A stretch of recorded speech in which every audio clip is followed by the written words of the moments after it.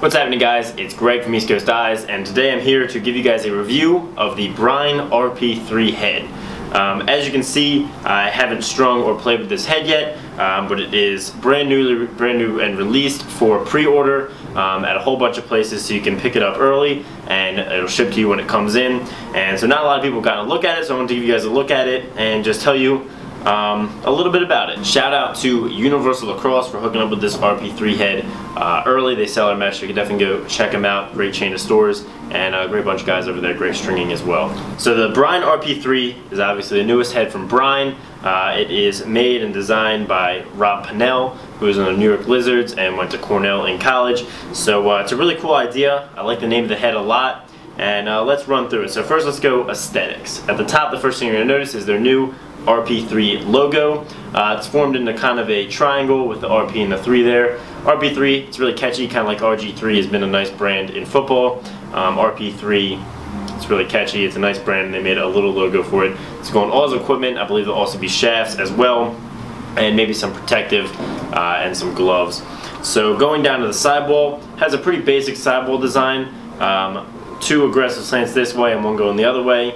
Pretty classic looking Brine sidewall design.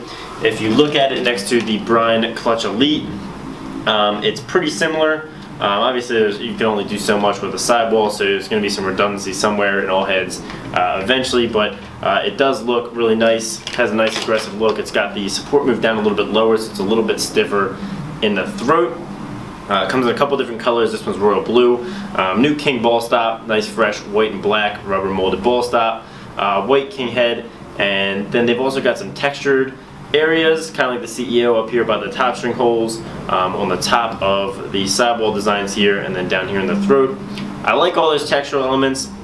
The only problem is that you'll see if you look at a CEO or some other heads that these textures up at the top, they pick up dirt like crazy, so it just makes that area look really dirty and it looks a little odd. But other than that, it's cool to have a little texture and a little bit of interest on the head. So let's move into the stringing. Pretty classic Brine stringing as well. Pretty much the same exact string holes as a Brine clutch. 6 across the top, and then numerous large holes going all the way down the side, 4 across the bottom. They're well spaced. Nothing to dock here, not too much to talk about here. Plenty of sidewall holes. You can just string up whatever it is that you want. The face shape is nice. It's really tight and pinched through the throat and then flares out a little bit. This is the high school spec, and then they've also got an X spec for all levels of play, which is obviously 3 inches at the throat and 6.5 at the top, so it's a little wider. So nice long pinched head. Let's look at it next to the Evo 4 and the Clutch Elite. So here it is next to the Warrior Evo 4. You can see it's just a little bit more pinched. The RP3 is in the Evo 4. And then next to the Clutch Elite, pretty equally pinched, just a little bit different. This one has a little bit more of a gradual flare and a little bit longer of a profile, in my opinion. So you're going to get a little bit longer release, but a lot of consistency. So this is a little tighter, up a little higher, and this flares out a little bit more gradually and is a little wider in this area. So the main addition to the RP3 head is the strategic Core-Tec technology.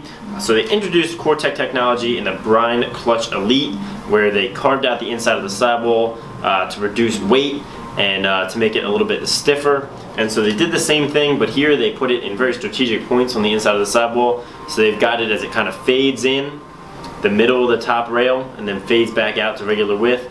And then it is a little bit down on this bottom rail and fades down so that the bottom rail is still full thickness and the outsides of the top rail are full thickness as well. So this allows you to increase the flexibility, increase the strength in certain spots to make it flex and feel exactly as they wanted. So I actually really like that change. So thanks for watching, guys. I hope you like this review. I'm going to put some pictures in afterwards so you can get some still shots of what this head looks like. Make sure to subscribe for more stringing videos, tutorials, and reviews. Like this video if you liked it, and have a great day.